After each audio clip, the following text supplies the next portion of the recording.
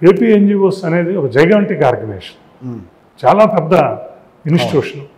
నిర్మాణ పరంగా చూస్తే ఈ రాష్ట్రంలో ఏ వ్యవస్థకి లేనంత నిర్మాణపరమైన మండల వ్యవస్థ నుంచి తాలూకాలు, సిటీలు, తాలూకాలు, రాష్ట్ర వ్యవస్థ దాకా ఇప్పుడు కాదు 40-50 సంవత్సరాల క్రితమే, 40 years క్రితమే ఇక్కడ దాదాపు 205 ఇన్స్టిట్యూషన్స్ ఇటువంటి కార్యక్రమాలన్నీ చేసుకుంటూ 205 ఇన్స్టిట్యూషన్స్ ఉన్నాయి.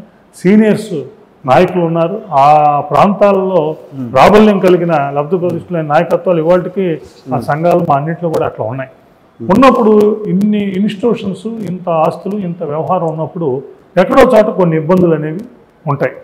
నేను దాన్ని I'm not denying, it is not, it may happen. మా దృష్టి కూడా కాస్త కూస్త వస్తాయి. No we want to curtail that. అటువంటిది ఎక్కడ ఉన్నా కూడా మేము దాన్ని ఒక పారదర్శకత, నేనేమంటానంటే ఈ డోంట్ విక్టిమైజ్ ఎనీ ఇండివిజువల్ ఎప్పుడు కూడా విక్టిమైజ్ చేసి మనం చేయకూడదు. అంటే తప్పు చేసిన వాడికి పడాలి, నేను దాన్ని కాదంటలా, దాన్నే దొక్కుతంగా పెట్టుకు పని చేయకూడదు. You correct the system.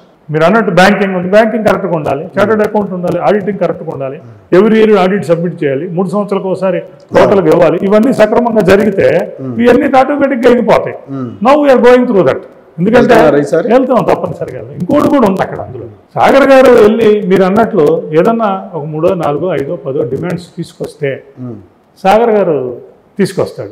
Sagar గారు తర్వాత, అందుకని సాగర్ గారి తర్వాత వ్యవస్థ, ఏపీ ఎన్జిఓస్, జేసీ అన్నీ సక్రమంగా నడవాలంటే వ్యవస్థలో మనం కొన్ని తీసుకురావాలి, బలంగా ఉండాలి, ప్రామాణికంగా ఉండాలి.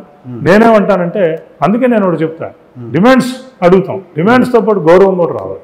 సాగర్ గారు వెళ్తే గౌరవం ఉండాలి, ఏపీ ఎన్జిఓస్ వెళ్తే గౌరవం ఉండాలి, జిల్లా అధ్యక్షుడు వెళ్ళినా గౌరవం ఉండాలి. గౌరవం ఉండాలంటే గౌరవానికి తగ్గట్లు మనం బిహేవ్ చేయాలి, ఆ ప్రామాణికతను పెంచుకోవాలి. అది కూడా చెప్తున్నాం.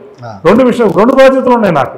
ఒకటి ఉద్యోగులకు సంబంధించి మొత్తం అందరికీ సంబంధించి వాటిని తేవటం ఒకటి, రెండోది ఏపీ ఎన్జిఓస్కి సంబంధించి ఇంత పెద్ద ర్యాండమ్ ఆర్గనైజేషన్లో ఆ ఆర్గనైజేషన్కి సంబంధించిన అంశాల్లో ప్రామాణికతనే. ఇప్పుడు ప్రామాణికత లేదా అంటే లేదని అన్న, ఆ ప్రామాణికతను ఇంకా పెంపొందించి నలుగురిలో ఇదే అనిపించుకున్నప్పుడు ఆ గౌరవం నాకు బార్గెనింగ్ కెపాసిటీని ఇస్తుంది.